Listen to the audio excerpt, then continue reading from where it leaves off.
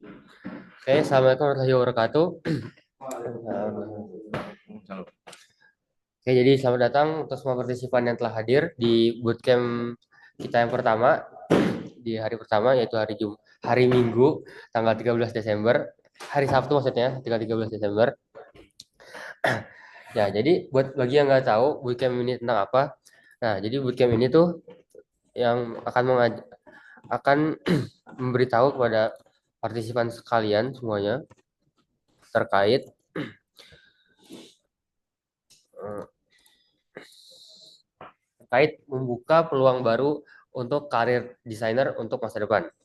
Nah, untuk materi-materinya yang akan disampaikan di bootcamp kali ini, yaitu yang pertama ada mengenal dunia karir desainer, lalu dilanjut dengan pengenalan UI UX desain dan Figma, lalu ada juga mendalami workflow dari UI UX design, dan yang terakhir membangun portfolio profesional untuk karir.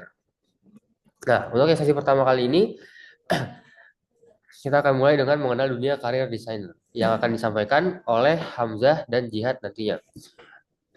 Nah, mungkin sebelum kita masuk ke dalam materinya, bisa kali nih kepada teman-teman ruang rupa sekalian untuk memperkenalkan dirinya masing-masing dulu.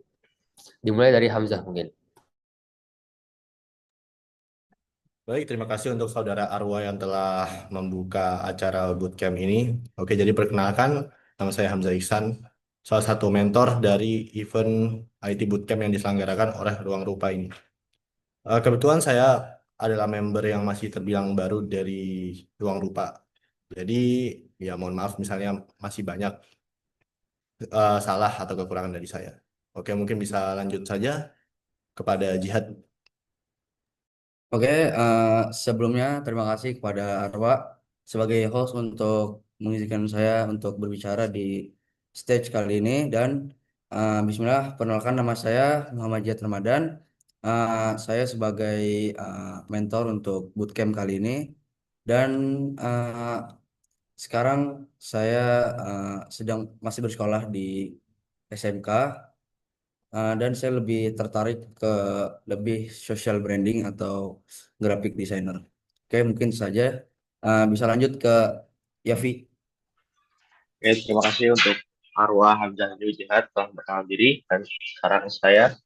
Jadi, halo semuanya, nama saya Muhammad Yafi Putra Kailani, biasa dipanggil Yafi.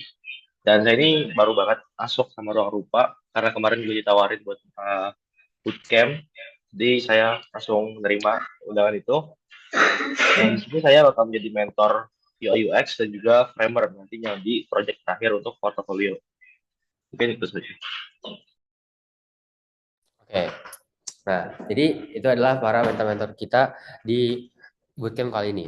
Nah, tadi mungkin saya lupa untuk memperkenalkan diri. Saya di sini di sesi pertama kali ini saya akan sebagai host. Nama saya Aurora Fatih Effendi, kelas 11 DKV di SMK IDN Boarding School Jonggol. Nah, jadi kita langsung masuk saja ke materi yang pertama yang akan disampaikan oleh Hamzah. Untuk Hamzah, boleh dipersilakan. Hamzah, ini nyambung kemana? Oh, nyambung sih. Oh, no, ya. Misio. Oke, baik.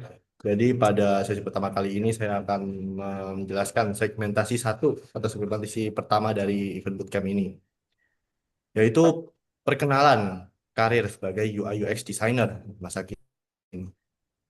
Oke, sebentar.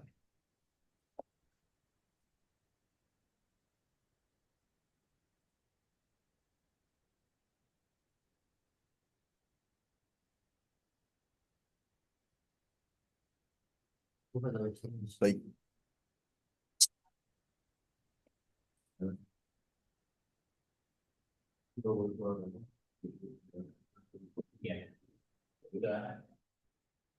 Oke, jadi pertemuan pertama ini aku mau share sedikit dan jelasin sedikit tentang gambaran karir sebagai UI UX designer di masa depan. Dan apakah ini worth jadi desainer di masa kini dan apakah opportunity atau peluangnya itu gede atau enggak? Nah, gitu akan saya bahas sekarang. Kalau keluar Terus dari ulang dulu. langsung aja langsung ke materinya. Nah, Oh, eh, ini adalah sebuah data. Pertama aku mau kasih dulu nih ke data dari pekerjaan-pekerjaan di dunia yang grow atau pertumbuhannya itu paling cepat. Di antaranya ada data analis, AI dan machine learning, software developer, dan lain-lain.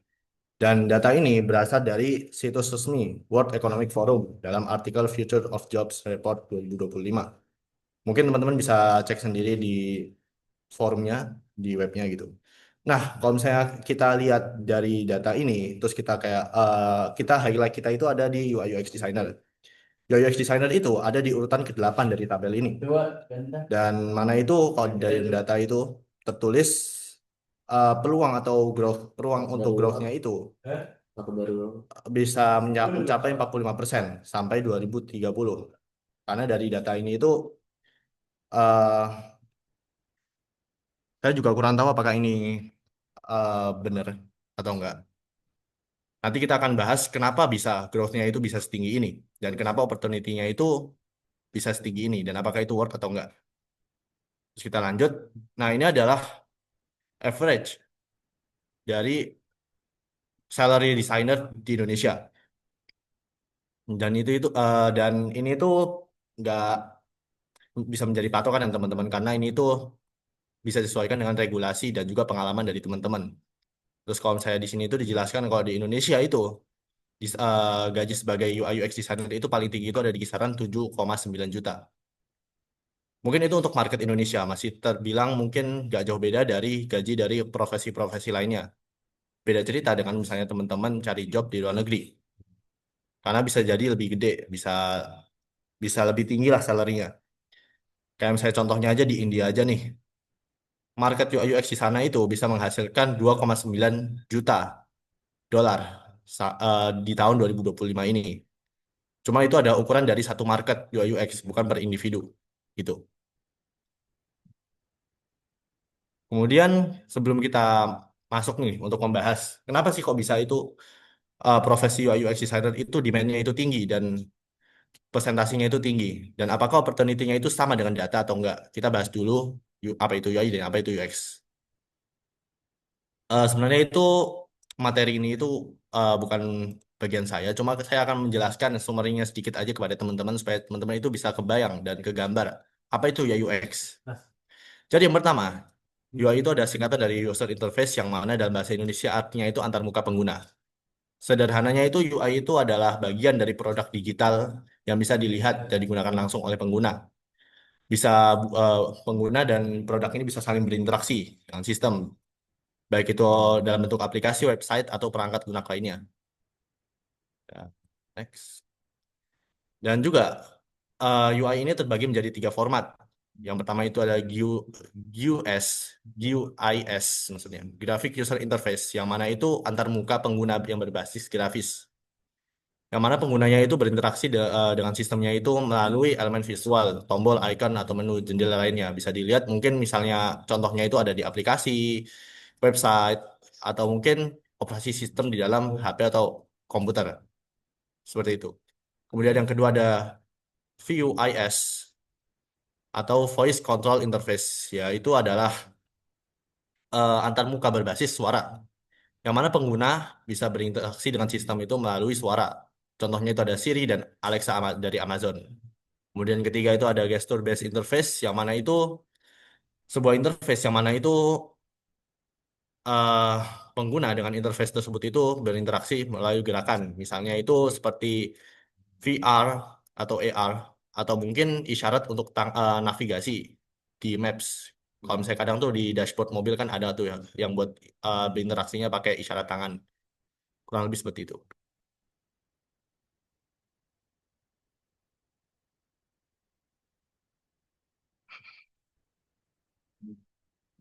Oke, sejauh ini apakah dari teman-teman mungkin ada pertanyaan terkait UI UX ini?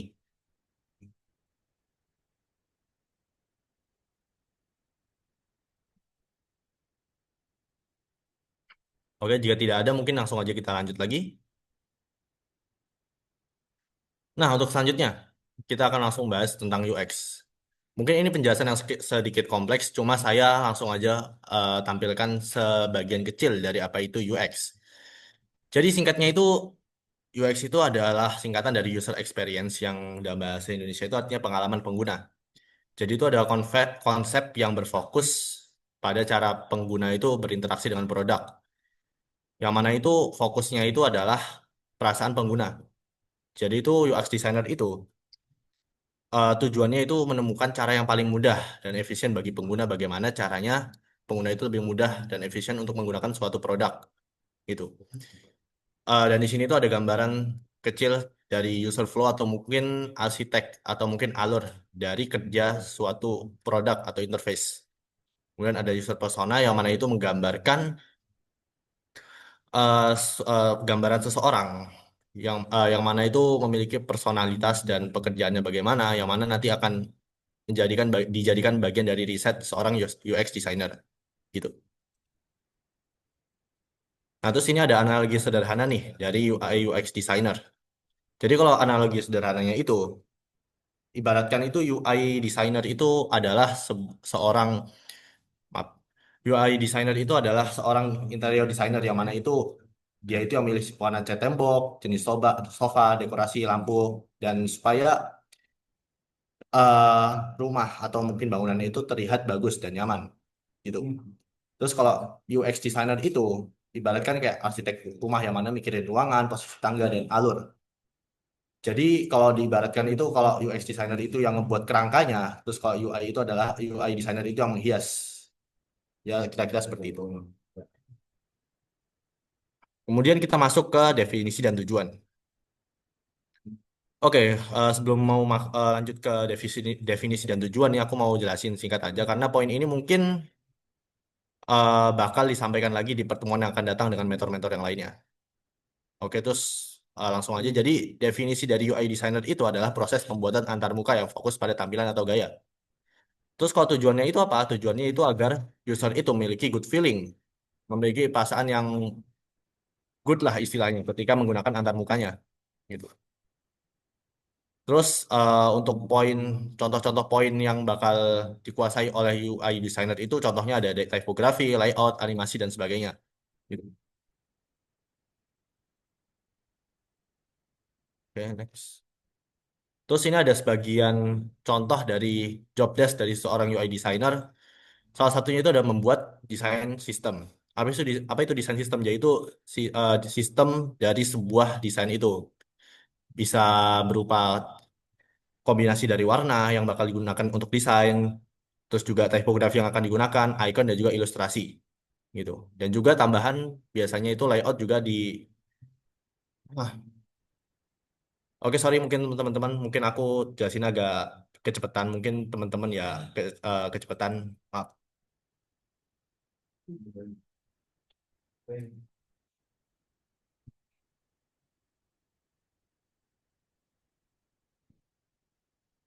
Oke kita balik lagi.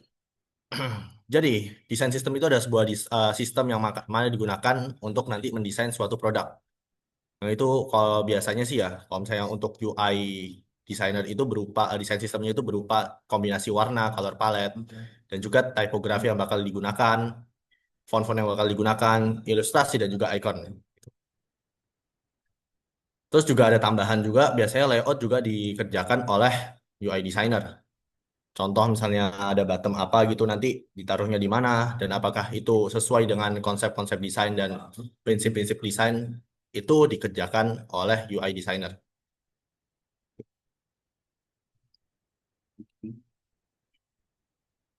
Sejauh ini tadi kita bahas tentang UI designer, apakah ada yang kelewat? Mungkin teman-teman dari mentor mungkin misalnya, umpamanya saya kelewatan bisa saya balik dulu mungkin sebelum terlalu jauh gitu. Lagi ini kursus bimbel. Mohon Hah? maaf untuk Di luar, para Bang. peserta mungkin bisa dinonaktifkan mic-nya. Maaf, Skuter sih. mungkin bisa dinonaktifkan mic-nya agar bisa kondusif.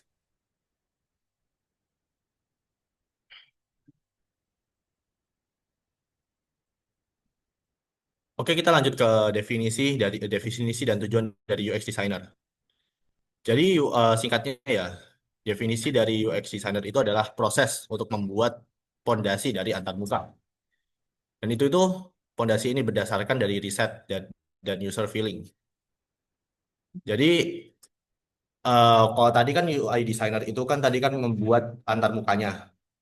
Nah, antar mukanya itu dibuat based on riset dari UX designer.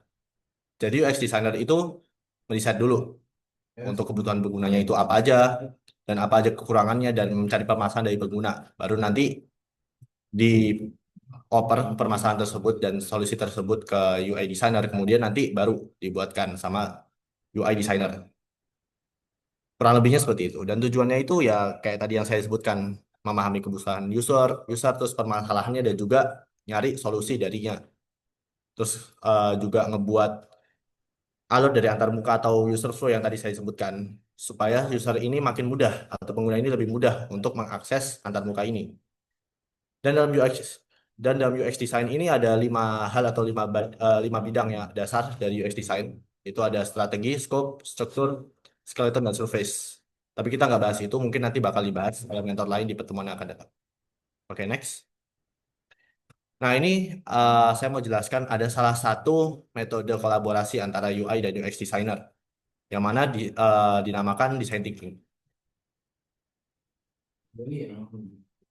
Terus sebelum itu aku mau jelasin dulu, design thinking ini walaupun saya jelasin, yaitu salah satu metode atau konsep yang digunakan untuk kolaborasi antara UI dan UX designer, cuma biasanya konsep ini atau metode ini itu digunakan sama desainer-desainer lain seperti product design dan desainer yang lainnya untuk menciptakan suatu produk yang mana itu based on user, begitu.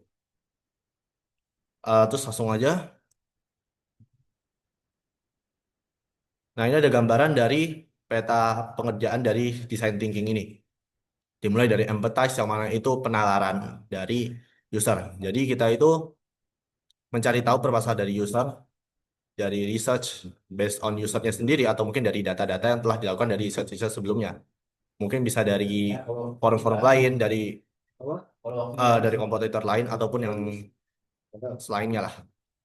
Kemudian saya sudah selesai, data-data ini bakal dioper ke define, bakal dioper ke proses define. Di proses define ini, desainer itu cari permasalahannya. Biasanya dengan membuat user journey, pain point, atau affinity diagram. Intinya itu mencari kira-kira itu permasalahan dari suatu user itu apa, nanti itu dipecahkan. Kemudian kalau udah, setelah dikelompokkan permasalahan-permasalahan tersebut, baru nanti dioper ke proses selanjutnya, itu ideate. Ya, ideate ini, nanti dari permasalahan itu nanti muncullah suatu solusi. Nah, solusi itu nanti dikembangkan dan biasanya sih dibuat eh, semacam prototipe ya. Seperti contohnya ada Crazy Eight. Jadi kalau teman-teman tahu Crazy Eight itu nanti itu sebuah gambaran visual paling dasar dari sebuah UI. Itu biasanya berupa coretan-coretan kertas untuk sebuah UI. Mungkin nanti teman-teman bakal mempelajari nanti di pertemuan yang akan datang. Kemudian kalau misalnya ide-ide ini udah terkumpul nih, ide-ide nanti mau buat seperti apa, baru nanti masuk ke prototype. Di prototype ini, ide-ide tadi itu atau ya wireframe yang tadi dibuat di ideate ini bakal dijadikan sebuah sampel dari produk yang namanya itu high fidelity design atau prototype. Gitulah istilahnya. Kemudian setelah nanti itu udah jadi produk ini kira-kira udah bisa di-run, baru nanti masuk ke tes sebelum nanti baru di-launch ke pasar.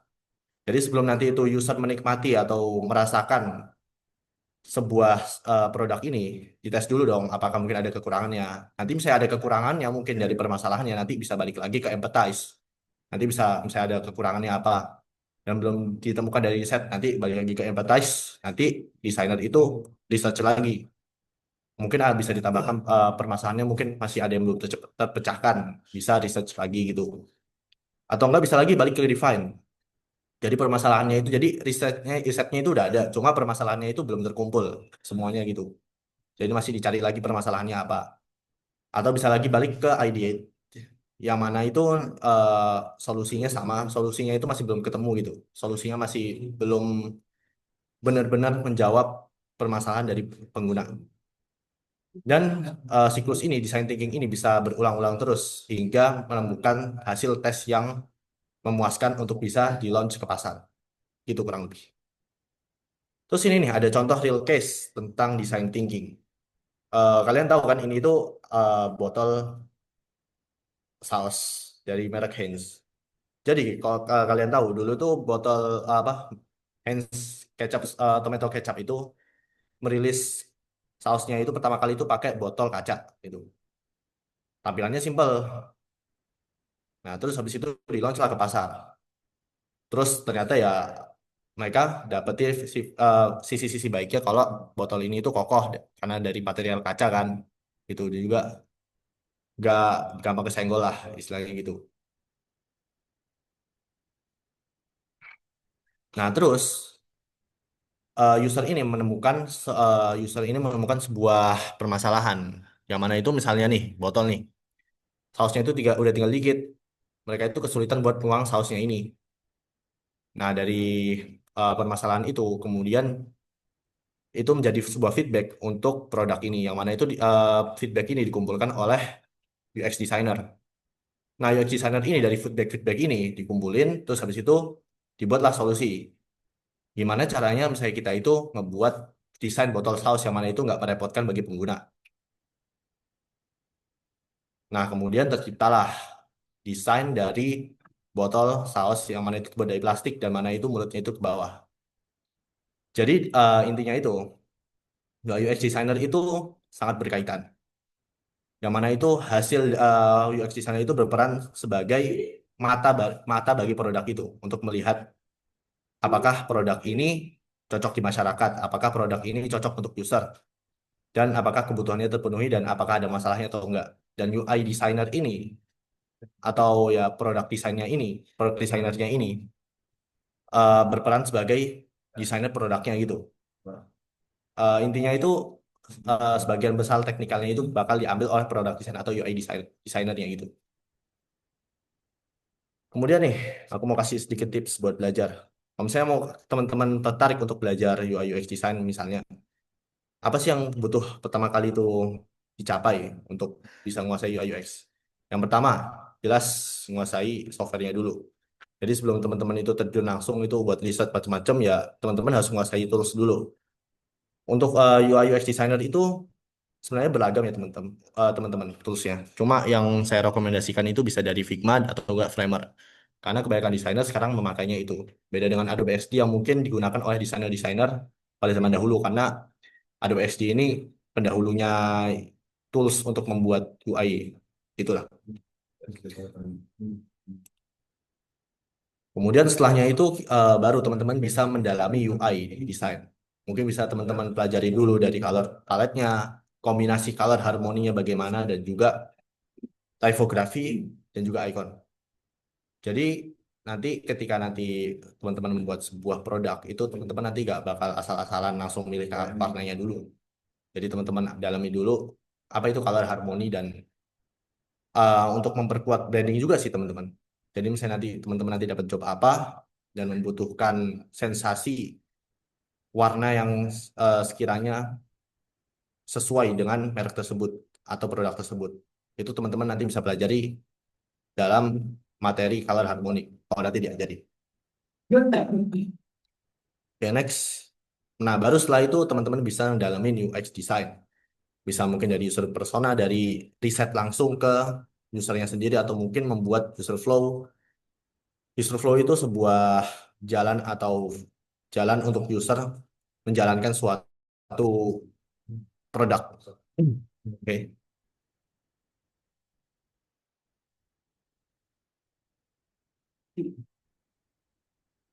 Oke, berikutnya ada Crazy Eight. Jadi Crazy Eight ini adalah sebuah sketsa dasar yang seperti saya sebutkan sebelumnya. Jadi itu berupa coretan-coretan di kertas. Mungkin bisa dari kotak-kotak doang gitu, jadi nggak mesti gambar UI full-nya gitu. Untuk nggambarin layout-layoutnya bagaimana. Nah, kalau udah jadi wireframe dasar kayak gini, baru nanti bisa mudah diaplikasikan di tools-nya gitu. Kayak contohnya ada wireframe sama seperti Crazy Eight itu sebuah kerangka dasar dari UI, cuma masih bentuknya itu kayak kotak-kotak doang gitu.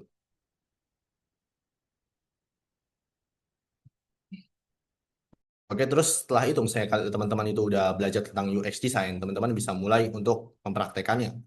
Caranya gimana ya? Banyak UI UX competition di luar sana, mungkin teman-teman bisa ikutan. Ini sangat berguna sih teman-teman, soalnya biar teman-teman bisa langsung ngeliat gitu. Saya nanti teman-teman bandingin.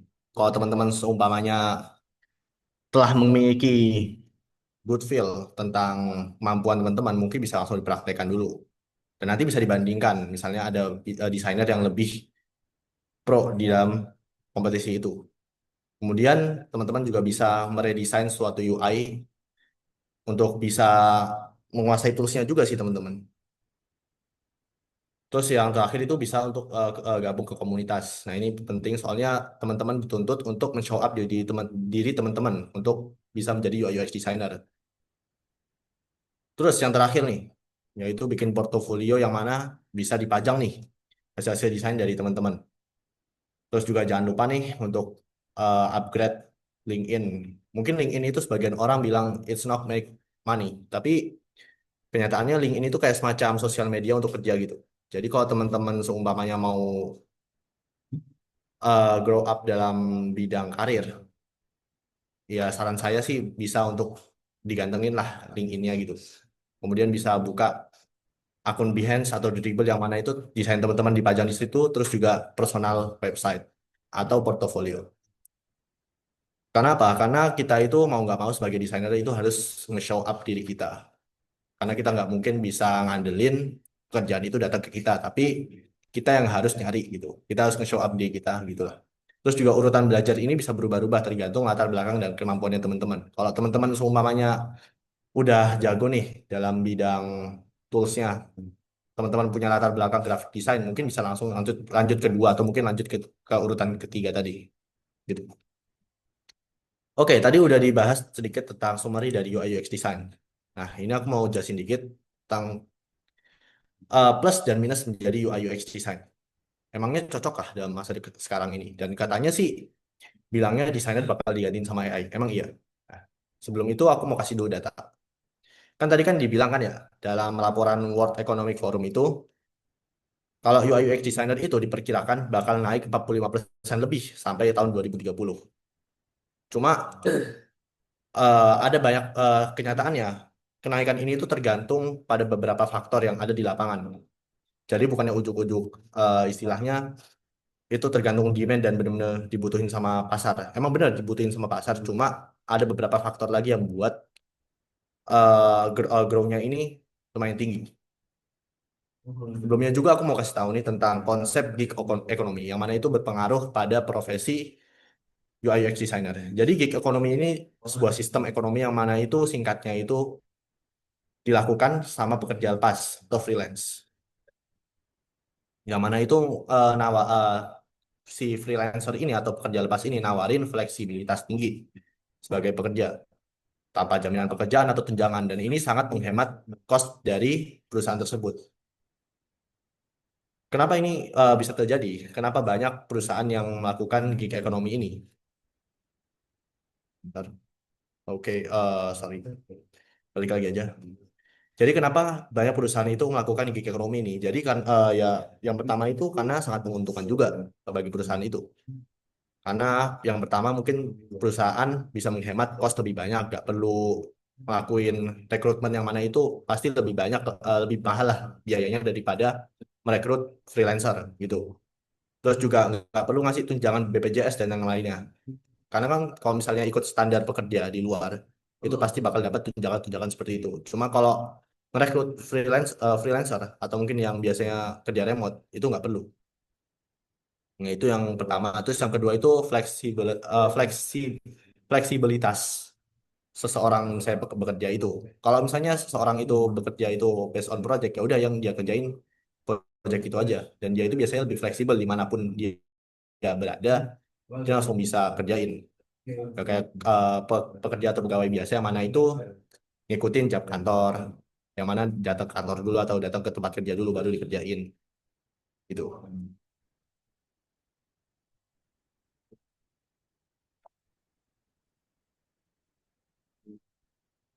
Oke, terus berikutnya itu data yang aku mau kasih tahu itu. Jadi, salah satu penyebab kenapa growth dari demand UI UX designer itu tinggi itu adalah entry barrier yang rendah. Kalau teman-teman perhatiin, di internet itu udah banyak banget bootcamp yang mana itu nawarin program untuk pembelajaran UI UX design dan yang macam-macam gitu. Jadi teman-teman itu ya istilahnya itu mudah banget lah untuk masuk ke dunia UI UX designer gitu. Tinggal ikut bootcampnya, dapat sertifikat, terus buat beberapa project gitu kan. Terus habis itu diupload, terus udah teman-teman mungkin bisa langsung upload mungkin di LinkedIn-nya gitu sebagai UI UX designer gitu. Nah itu yang membuat banyak bisa dibilang job UI UX designer itu udah banyak banget. Nah terus kita masuk ke permasalahannya. Emang tadi itu poin-poin tadi itu eh, apakah itu berdampak bagi growth-nya itu? Dan apa emang permasalahannya? Oke, yang pertama itu from the designer. Dari desainer sendiri itu kadang itu bermasalah.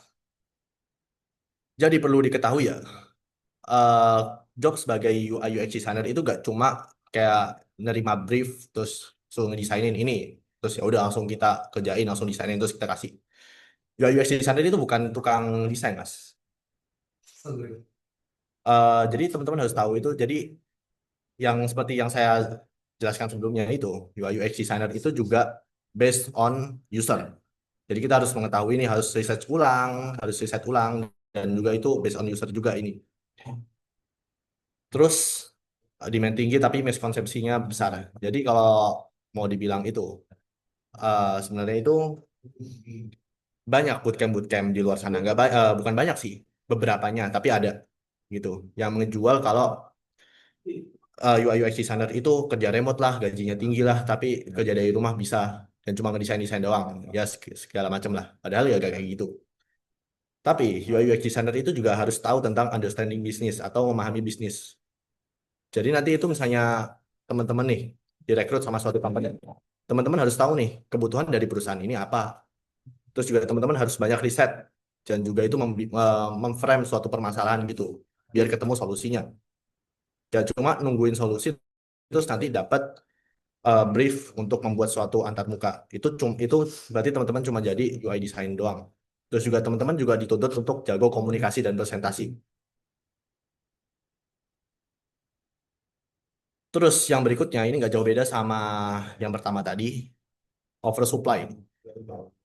Jadi faktanya market untuk UI UX designer itu penuh banget.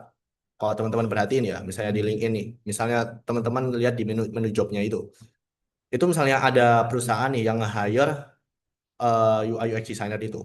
Ntar beberapa jam itu pasti langsung kayak puluhan atau mungkin sampai 100 gitu yang nge-apply ke perusahaan tersebut. Nah, tapi perlu diingat nih, yang oversupply itu UI designernya bukan UX designernya. Karena yang gampang diajarin itu UI designernya. Jadi selama ini itu sebenarnya itu ya, kalau menurut saya itu yang mudah teman-teman pelajari sendiri itu adalah sebagai UI desainnya. Bagaimana teman-teman menguasai toolsnya, bagaimana teman-teman menguasai color harmoni, membuat ilustrasi, terus juga typography dan segala macamnya itu bisa teman-teman pelajari sendiri. Cuma untuk UI design, UX design, untuk riset, untuk research dan macam-macam itu nggak bisa dilakukan dalam waktu yang rentan. Bentar maksudnya nggak bisa dilakukan sebentar teman-teman langsung paham tentang UX, nggak bisa. Karena itu biasanya itu pertama itu butuh jam terbang. Jadi teman-teman nanti semakin banyak teman-teman riset, hasil riset ini juga bakal berguna untuk riset-riset ke depannya gitu. Nah, terus habis itu main teman-teman makin kebuka tuh pada kondisi global. Nggak cuma jadi tukang desain yang ngedesainin antar muka doang, tapi juga mengetahui permasalahan global gitu. Terus yang ketiga nih, yang mungkin lagi gentar-gentarnya di Indonesia ini, high competition. Sorry.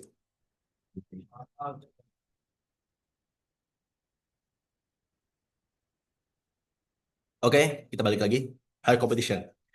Jadi kalau teman-teman perhatiin itu di tabel ini, sebenarnya itu cuma ada 3 segmen doang sih yang menjadi titik inti dari tabel ini. Jadi desainer itu terbagi menjadi 3. Ada bagian junior atau entry level, terus ada mid level, terus yang ketiga itu ada senior level.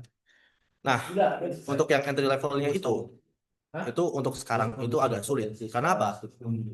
Karena kalau zaman sekarang itu saingannya itu biasanya itu sama senior-senior yang layoff dari kerjaannya mereka. Kan tadi balik lagi kan kalau kerjaan UI UX designer ini biasanya freelance gitu. Jadi banyak biasanya senior-senior itu yang kerjaan itu layoff terus cari kerjaan lain. Cuma itu ya gimana ya? biasanya sih terjadi di Indonesia ya. Nggak tahu mungkin kalau di market luar. Cuma kalau saya lihat di luar itu opportunity-nya lebih gede daripada di Indonesia. Karena kalau kondisi lapangan di Indonesia ya seperti itu. Kalau kalian buka LinkedIn, nanti misalnya lihat job itu tiba-tiba berapa jam udah keisi. Berapa puluh atau mungkin sampai seratusan gitu. Dan itu tuh diisi sama para senior-senior gitu, istilahnya. Terus juga misalnya nih, untuk junior ini sendiri itu kan persaingannya ketat, sekalinya dapat, ya nggak bisa nutup kemungkinan gitu kan. Dapat job yang mana itu underpaid, atau mungkin bahkan dapatnya internship yang mana itu unpaid. Ya, jadi saran saya sih banyak-banyak pengalaman dulu. Terus nih, solusinya apa nih? Kalau udah kayak tadi permasalahannya tadi ya udah oversupply, terus dari miskonsepsi dari desainernya sendiri itu yang rendah, terus yang ketiga tadi sama persaingan yang tinggi. Nah ini, yang pertama harus teman-teman tekankan itu business knowledge. Jadi teman-teman itu nggak bisa cuma based on mengetahui tools aja, mengetahui cuma bagaimana cara yang buat UI, tapi juga teman-teman harus bisa strategic thinking. Setidaknya teman-teman itu harus tahulah tentang kemampuan untuk melihat bisnis proses. Karena nanti ketika teman-teman nanti itu dapat kerjaan di bidang apapun, teman-teman itu bakal deket banget sama bisnis proses ini sendiri. Karena nanti itu hasil dari risetnya teman-teman atau mungkin hasil antar muka dari teman-teman itu yang bakal dijual. Bakal jadi bisnisnya dari company atau agensi yang teman-teman ikut dalamnya gitu. Jadi ini penting banget buat teman-teman sekedar tahu. Nah, terus nih yang kedua nih upgrade skill. Jadi selain teman-teman cuma tahu mungkin bikin antar muka doang, ini yang paling penting itu yang pertama itu pasti presentation skill sama storytelling. Karena nggak mungkin dong kita cuma bikin desain doang terus kita jelasin itu desainnya apa, tentang apa dan bagaimana opportunity-nya di pasar gitu. Terus juga yang kedua nih, kita harus upgrade skill dengan tools-tools AI mungkin. Nah yang bilang nih, Bang nanti kira-kira nanti desainer itu bakal digantiin sama AI gak? Sebenarnya enggak. Karena lawan kita itu sebenarnya itu bukan desainer versus AI, tapi desainer versus desainer yang pakai AI. Jadi ada baiknya gitu, terus AI ini teman-teman pelajari lah. Nah, soal regulasi soal AI ini gimana? Emang dapat hak ciptanya atau enggak? Ya enggak juga. Karena sampai sekarang ini regulasi tentang AI ini masih belum jelas.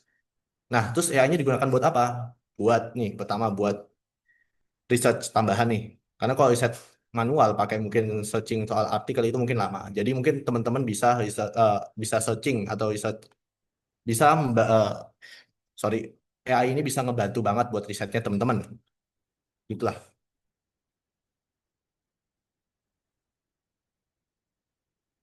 Terus yang berikutnya juga teman-teman juga bisa mempelajari tentang tools-tools lain gitu dalam profesi lain. Kan kalau misalnya menjadi UI designer doang biasanya cuma pakai Figma doang, terus pakai tools-tools prototype lainnya. Cuma kalau bisa nih teman-teman juga menguasai skill sebagai graphic design juga. Apalagi untuk UI designer itu biasanya sih emang backgroundnya sih graphic designer ya.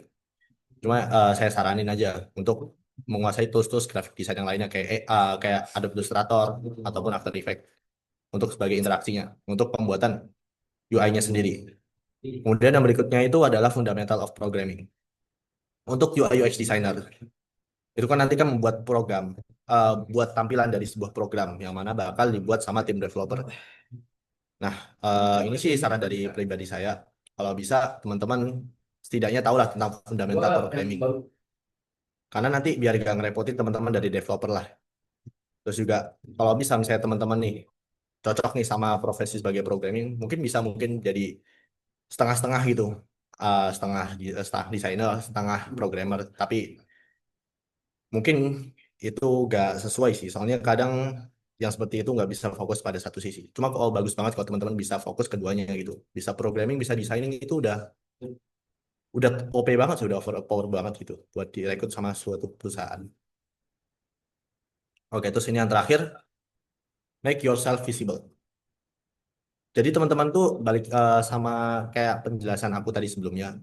Teman-teman nggak bisa cuma upload di LinkedIn dong. Terus kayak portofolio terus udah nungguin kerjaan masuk atau saya teman-teman misalnya apply ke perusahaan, nanti perusahaan langsung nge-approve langsung teman masuk ke perusahaan itu. Kayaknya nggak itu agak sulit. Teman-teman harus show up di teman-teman dengan buat apa? Dengan kayak buat konten, masuk ke komunitas-komunitas, bergabung sama mereka, terus ikut event-eventnya gitu.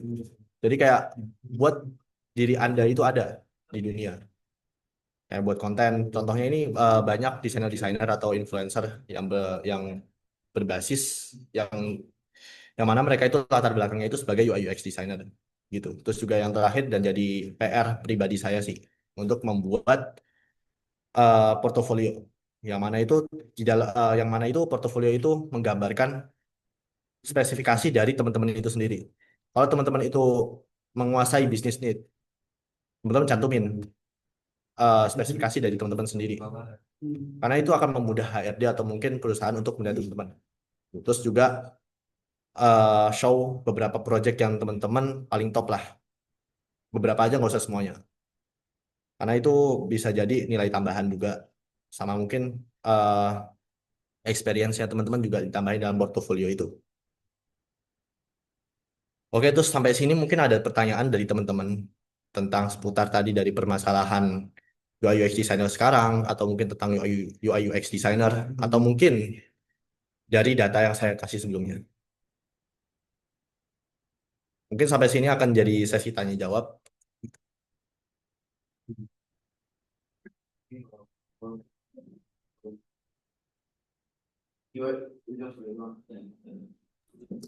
Oke, tadi adalah sesi pertama yang disampaikan oleh Hamzah. Untuk yang kedua, materi kedua akan disampaikan oleh Jihad Ramadan. Untuk Jihad Ramadan, dipersilakan. Oke, Bismillah. Mungkin di sini saya nggak cukup lama. Mungkin sebelum masuk ke sesi terakhir, tanya jawab dan closing atau penutupan, di sini saya hanya mungkin ingin menyampaikan apa sih tujuan bootcamp atau webinar ini diadakan. Eh, oke, mungkin saya akan share screen terlebih dahulu. Oke.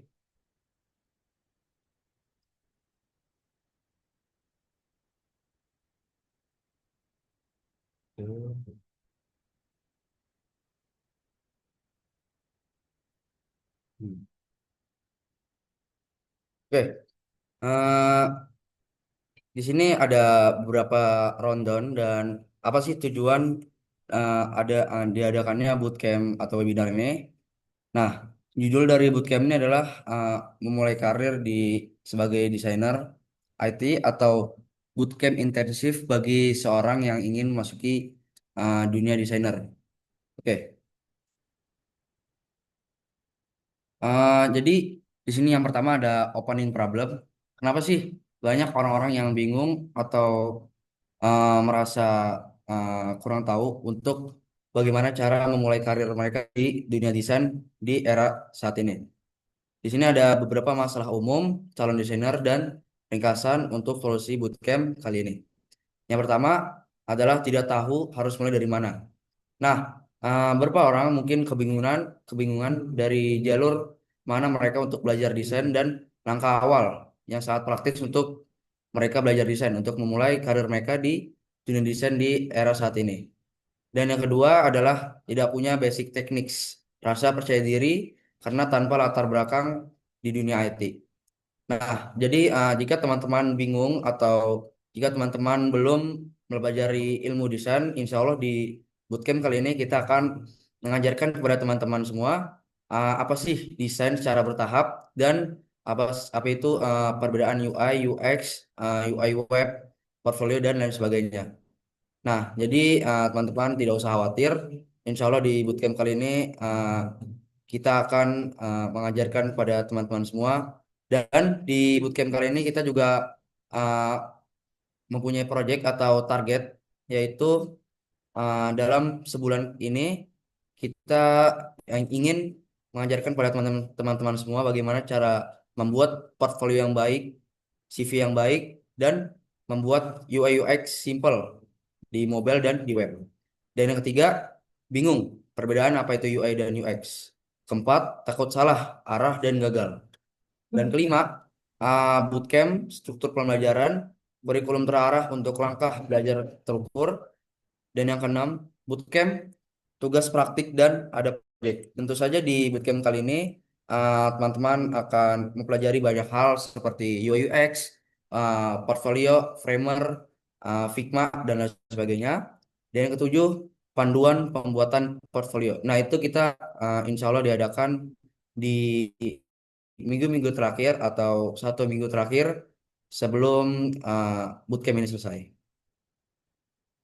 Oke, selanjutnya eh, di sini ada tentang bootcamp.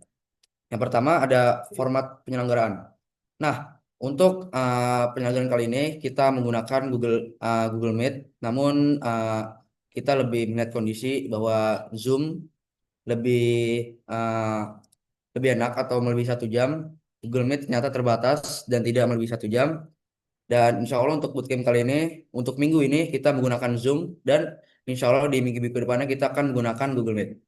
Dan yang kedua, untuk biaya bootcamp ini 100% gratis, tidak dipungut biaya sekalipun. Nah, teman-teman bisa uh, belajar sepuasnya dari bootcamp kali ini tanpa membayar sepeser pun. Dan yang ketiga, struktur sesi. Yang pertama ada teori atau materi singkat. Kedua, hands-on practice atau langsung praktik di aplikasi Figma atau Framer teman-teman. Dan yang terakhir ada review portfolio dari mentor bootcamp kali ini.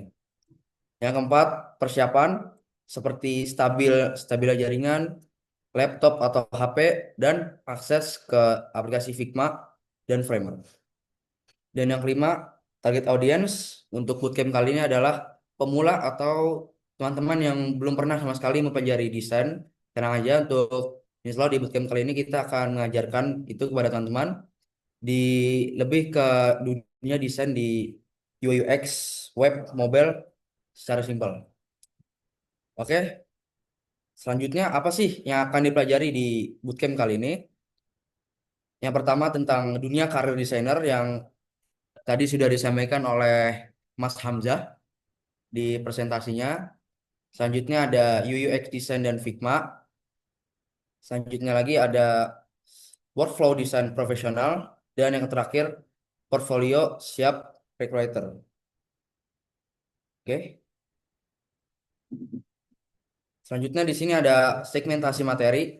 Ada 4 segmen utama dalam bootcamp kali ini. Yang pertama ada pengenalan karir atau dasar UX, peran desain, jalur karir, dan persiapan mindset profesional.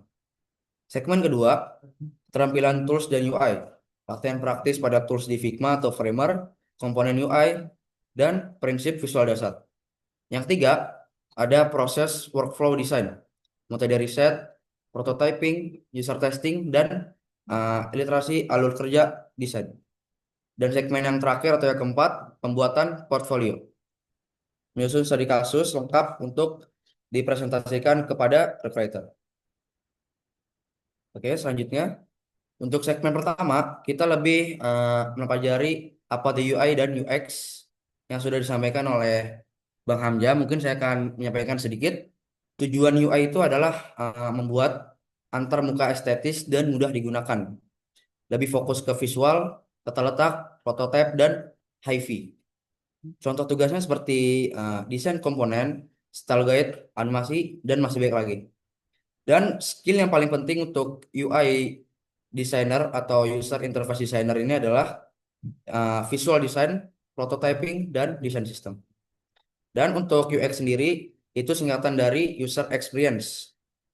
Tujuannya adalah untuk memastikan pengalaman pengguna efektif dan berarti, lebih fokus ke riset, arsitektur informasi, dan alur pengguna. Untuk tugas-tugasnya di sini ada user research atau apa sih yang dibutuhkan pengguna supaya aplikasi itu makin enak digunakan atau webnya itu makin berkembang. User research, wireframe, dan usability testing. Dan skill paling penting di user experience ini adalah riset pengguna, informasi arsitektur, dan testing. Oke, selanjutnya adalah segmen 2, UX design dan Figma. Yang pertama ada setup file dan grid, membuat file baru, atur frame, grid, dan style dasar untuk konsistensi desain. Yang kedua, membuat komponen, desain tombol, input, dan elemen UI, lalu ubah menjadi komponen untuk Creos. Yang ketiga ada auto layout, terapkan auto layout untuk mengatur spacing, jarak, dan alignment otomatis. Yang keempat, desain responsif, Gunakan constraint dan varian untuk membuat UI responsif di berbagai ukuran. Seperti semisal UI di web itu beda, UI di HP beda, UI di tab juga beda sesuai ukurannya. Dan yang kelima ada prototyping klik, hubungkan frame, atur interaction, dan buat prototipe yang bisa diuji. Dan yang terakhir adalah hasil yang diharapkan. Peserta mampu membuat mockup fungsional yang siap diuji pengguna. Oke, selanjutnya adalah segmen ketiga yaitu workflow UX. Yang pertama ada empathize yaitu riset pengguna, wawancara, observasi persona untuk paham kebutuhan nyata. Dan selanjutnya ada tes, usability testing, feedback loop, dan literasi berdasarkan temuan. Selanjutnya ada prototype, membuat wireframe dan interaktif prototype untuk diuji cepat. Selanjutnya ada define, synthesis insight jadi problem statement dan user need yang jelas. Dan yang terakhir ada ideate, brainstorm solusi, sketch, dan storyboarding untuk opsi desain awal. Oke, selanjutnya membangun portfolio profesional. Di sini ada beberapa tips untuk membuat portofolio secara profesional. Yang pertama ada judul yang jelas dan ringkas. Yang kedua masalah, kebutuhan pengguna atau bisnis. Ketiga ada peran dan kontribusi tim. Keempat proses seperti riset, ideasi, prototipe, dan pengujian.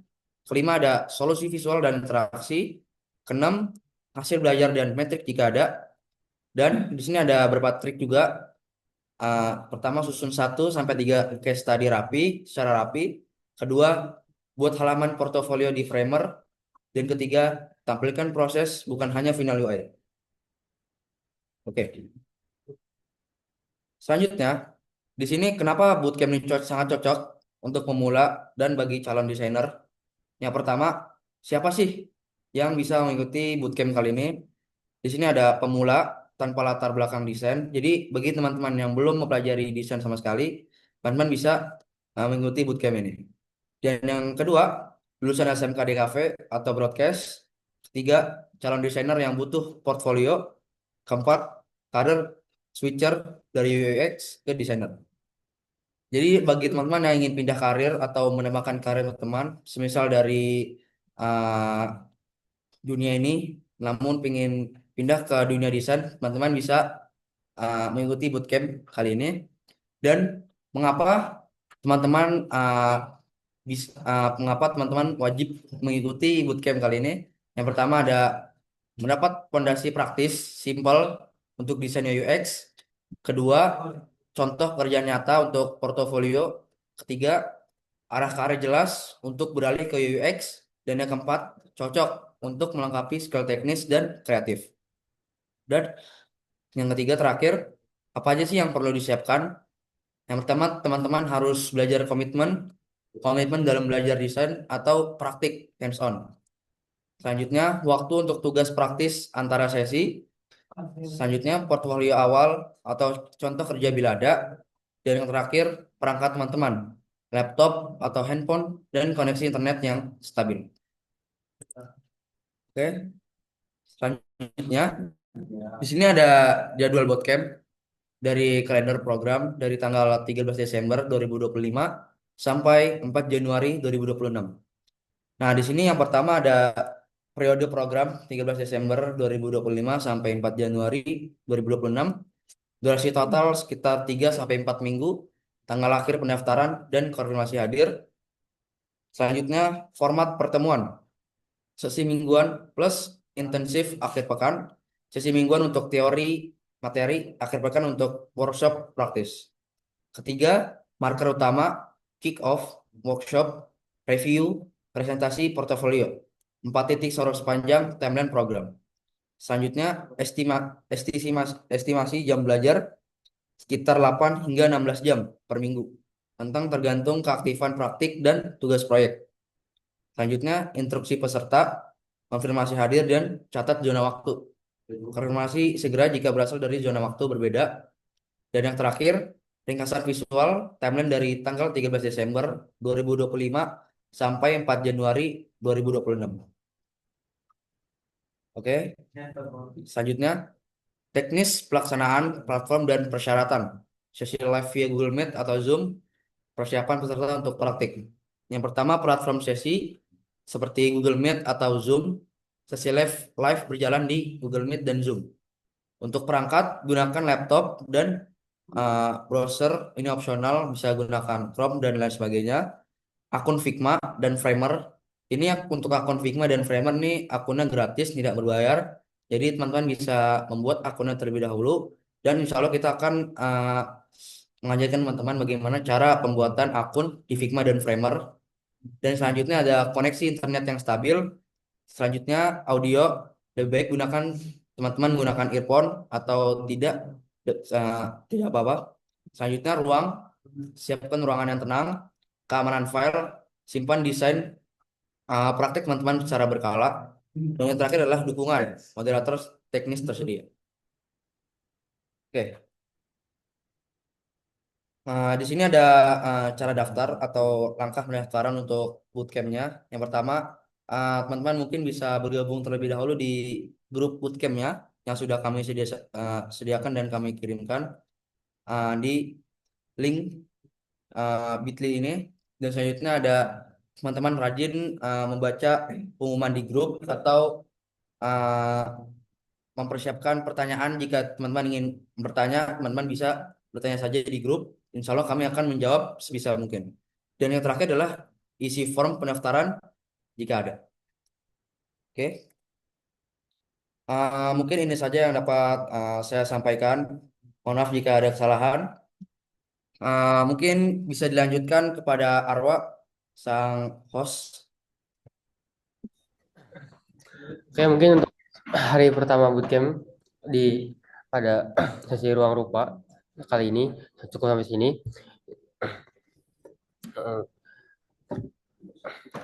Untuk besok ada pertemuan lagi dan akan masuk ke bagian praktek dalam UI UX yang akan disampaikan oleh saya dan Yafi.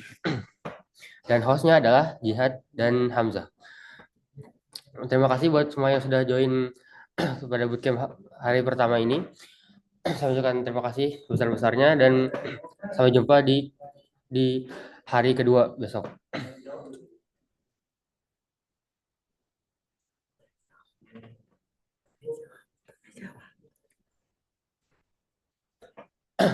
Oke, mungkin ada satu sesi lagi, yaitu tanya jawab. Apakah ada yang ingin bertanya?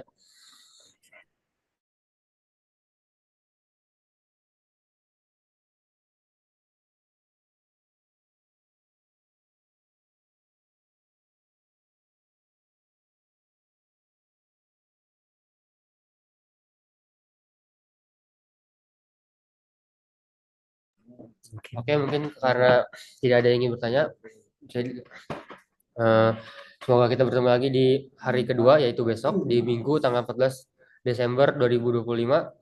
Saya Arwa sebagai host hari ini. Wassalamualaikum warahmatullahi wabarakatuh. Waalaikumsalam. Assalamualaikum warahmatullahi wabarakatuh.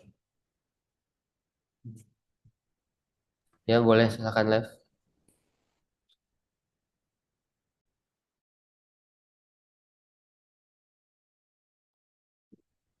Thank you. Yo Raja. Terima kasih. Yo. Kan besok. Ubeng.